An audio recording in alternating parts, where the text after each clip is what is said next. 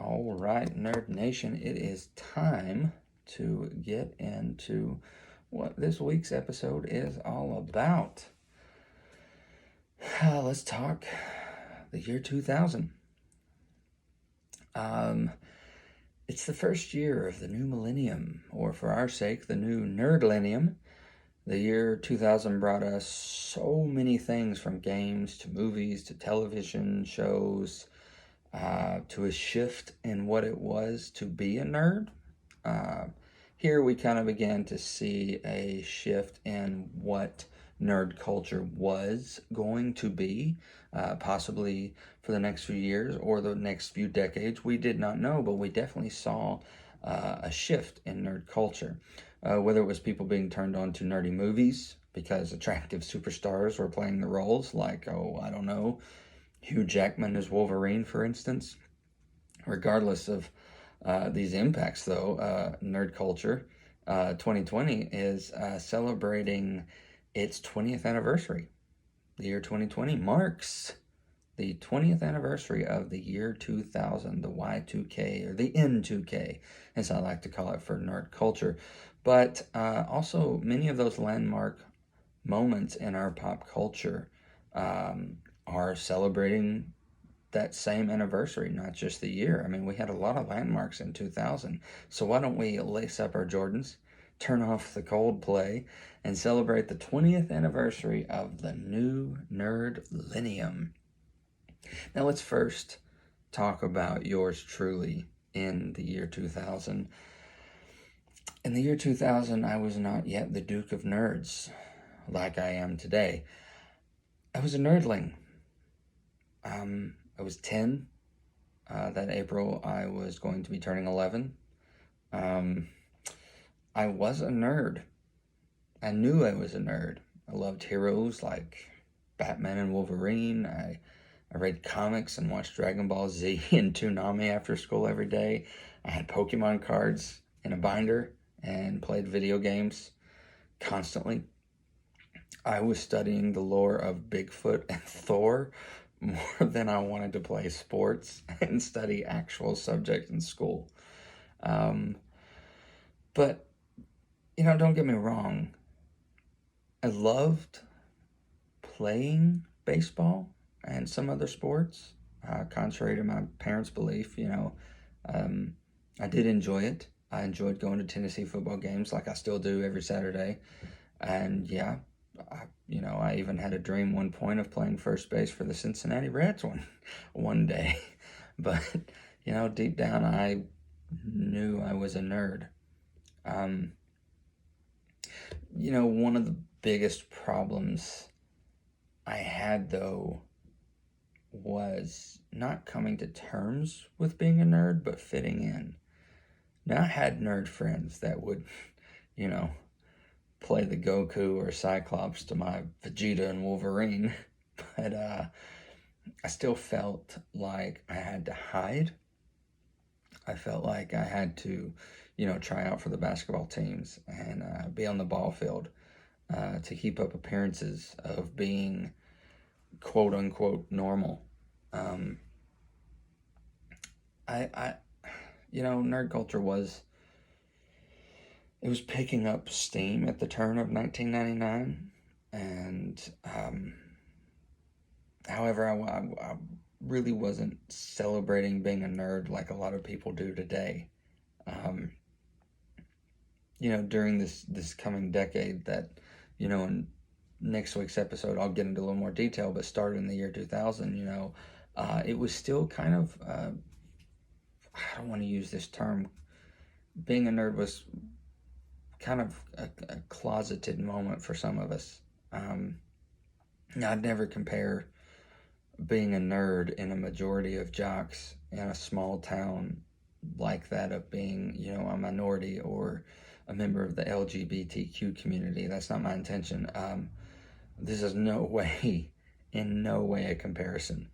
But the year 2000 kind of started this wave of nerd culture that got us to where we are today. It started to rise a little bit. you know, maybe you could, if you visualize nerd culture as a wave, it was starting then, but maybe is the crest now? If the crest is now, when's the crash? Is it next year? Is it another decade from now? Is it another 100 years from now? We don't know. But being a nerd in the year 2000, you were made fun of. You were. I've talked about it a few times on here, what it was like being a nerd in the 90s and in the year, now I'm talking about in the year 2000, but you were still kind of secret about your nerdiness, because especially in towns like mine, um, you know, I don't want to get too much into detail about the downtroddenness of being a nerd in the year 2000. Let's celebrate first. Let's have a celebration. This is the 20th anniversary of the new Nerdlenium, so why don't we celebrate some things that started in the year 2000, and everyone's talking about it. Everyone knows it. The X-Men franchise in live action form was born. The X-Men franchise, that first movie, it birthed many mainstream names that were still going strong in nerd culture and other media today. X-Men gave us the likes of Hugh Jackman as Wolverine, Ryan Reynolds as Deadpool, Sir Ian McKellen as Magneto, Sir Patrick Stewart as Charles Xavier. X-Men kind of began the road to people falling for our nerd culture.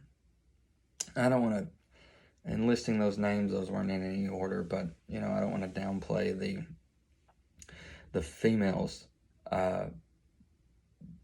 in that movie, but to be completely honest, I can't say I was in love in many of the translations from comic book to live action. Now, I did enjoy Halle Berry as Storm, and Rebecca's Romaine's performance as Mystique was absolutely fantastic.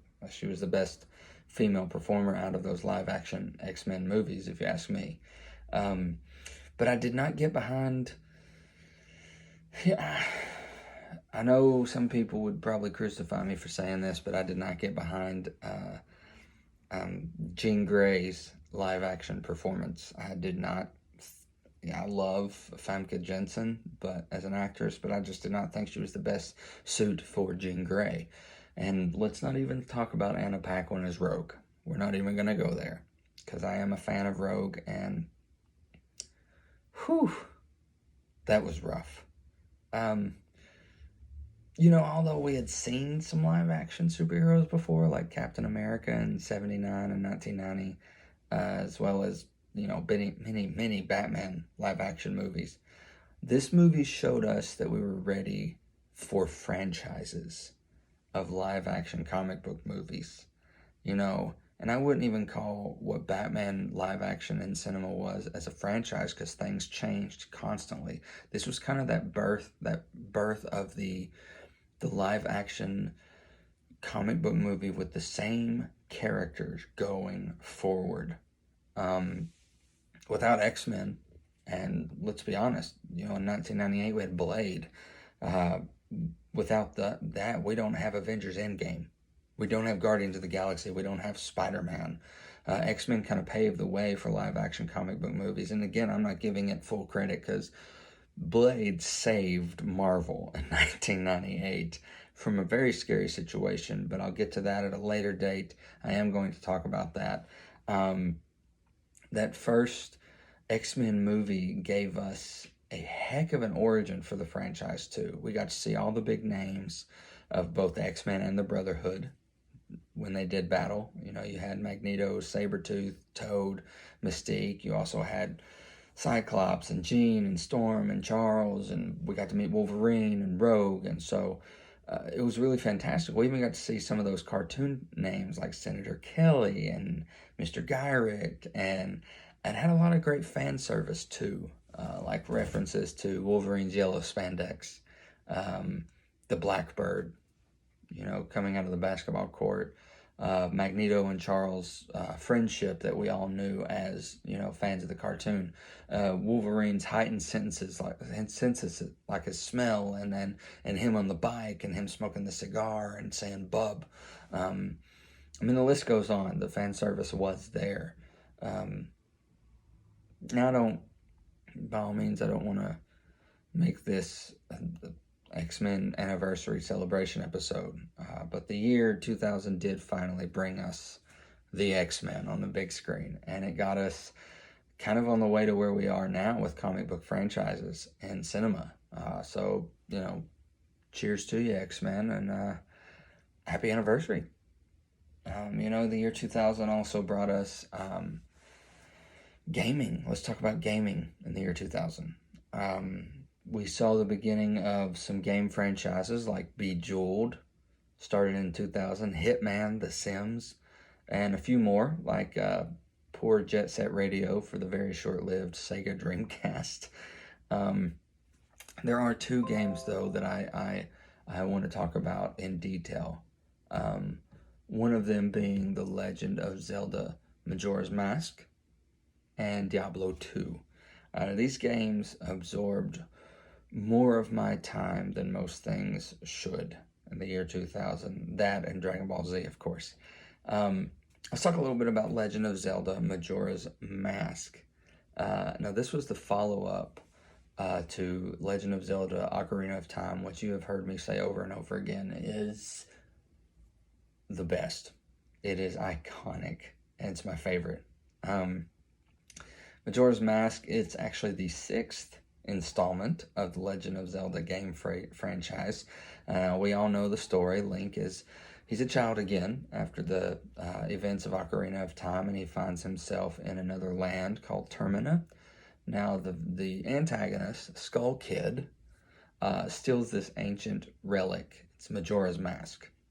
Now, in the story is Termina is destined to be destroyed in 3 days by this evil, scary-looking moon that's making its way toward colliding with Termina. The cool thing about this game is it plays with time travel some. A little more in detail than some of us were kind of used to in video games.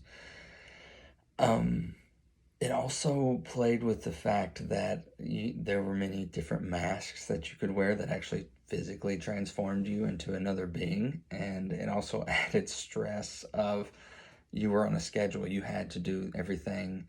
Like your first act was you had to get it done and save this little portion within 3 days. Then you play the new tune on the ocarina that you've learned, and it takes you back to day one. Then you have to go to a different temple.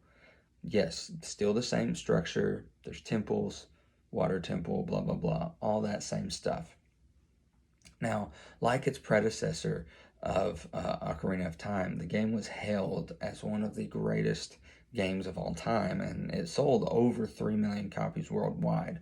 It was also one of the first games that required the expansion pack for the Nintendo 64, which kind of drove some of us a little batty at first because,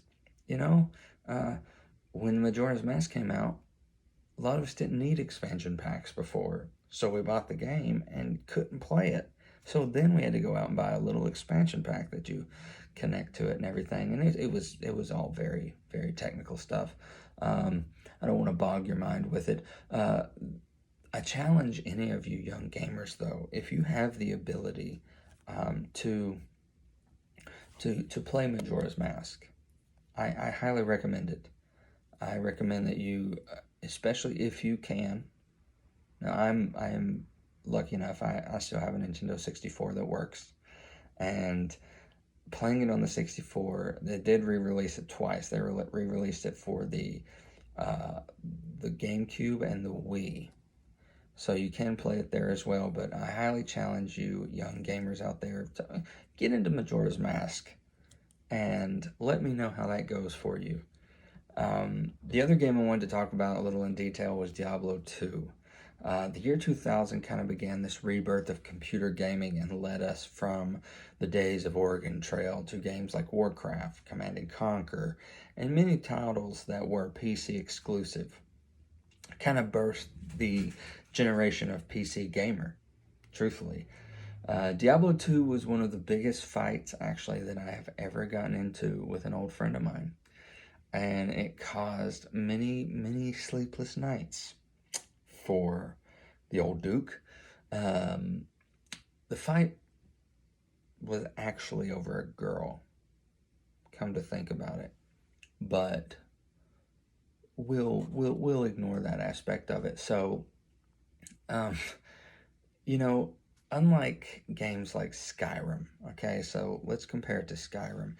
In Skyrim, if you accidentally deleted your level 88 Imperial with the coolest sword and some awesome Daedric armor, in your system there was also an autosave before your physical save. Now, if you were to accidentally delete that physical save, there's still an autosave there that you could click to go back into. And an autosave could go anywhere from, it could be 2 minutes before your physical save. So you could go into your autosave and kind of fix it and then save physically there, and you haven't lost anything, truthfully. Did not work that way for Diablo 2. Well, during our argument, our vengeance on each other was to the computer that we played. Now I'm going to have to set this up. I didn't want to get into too much detail, but I'm going to have to explain it. The computer that we played Diablo 2 on was at my best friend Caleb's house. He's had the game, he had the computer. Now we all three had our own little profiles and little characters that we would individually work on when the other was either busy or asleep or at work, blah, blah, blah. So the fight continued, and it led to the two of us deleting each other's very cool characters, and we had progressed pretty far in the story, but that was how we got back at one another. This was a darker time, kids.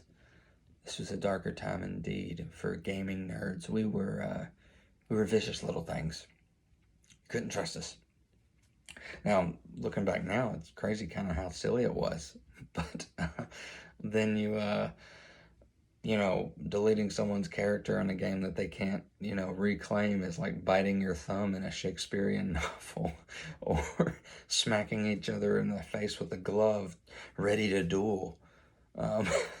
But without the games of 2000, we would not have the games we do today, like World of Warcraft or Breath of the Wild or even Halo.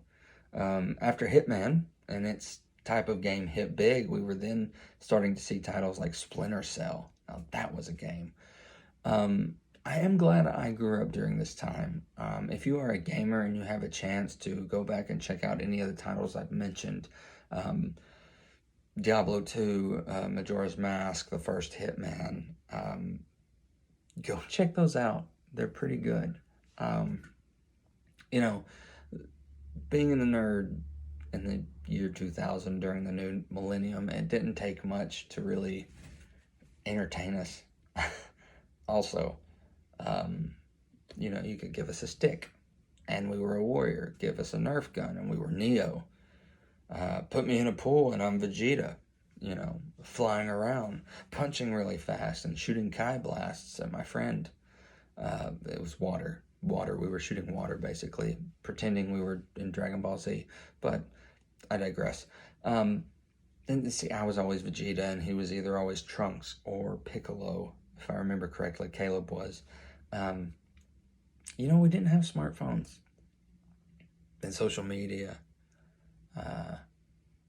Being a nerd in 2000 took way more imagination than it does today.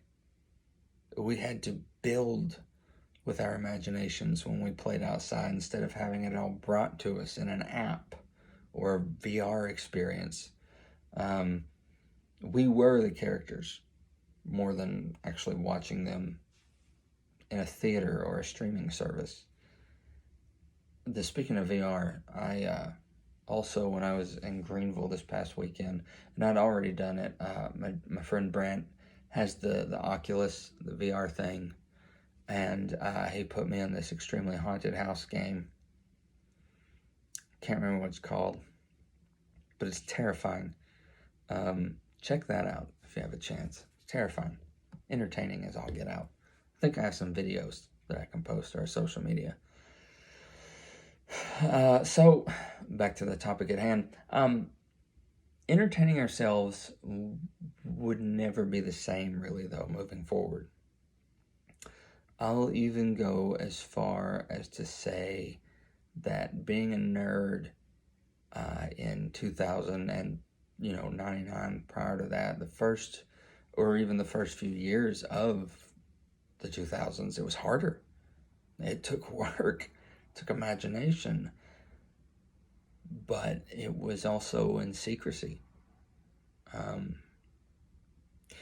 You couldn't be a nerd and proud in many ways. Maybe you wear a Batman shirt, sure, but if the cool kids knew you were playing as imaginary characters in your backyard, or staying up all night playing Diablo 2 and trading Pokemon cards, you were screwed. Your reputation was in the toilet. It was shot. But now it's easy. Now it's cool to be a nerd. Now everybody's wearing a Batman shirt. Everyone's seeing Avengers in theaters. Now normal, quote unquote, normal people cosplay for Comic Cons. They host Walking Dead parties and quote Game of Thrones. It was just a totally different time to be a nerd. And I don't want this to sound like jealousy. It's not. I mean, I grew up the oldest in my house, so I know what a guinea pig's job is. I'm glad it was the way it was. If it wasn't the way it was for me and other nerds my age, then it may not be nerd culture as it is today. As in, like, if we didn't go through nerding in the 2000s and it be this cult following as it was, then maybe today you don't have nerd culture, taking on the world. Now you can be nerd and proud. So, I mean, I guess I have to say, I'm glad I grew up as a nerd when I grew up as a nerd, because we were kind of the stepping stone into what being a nerd is today. Without the evolution of nerd culture, then nerd pride is nothing. Evolution's how we keep from dying. As for,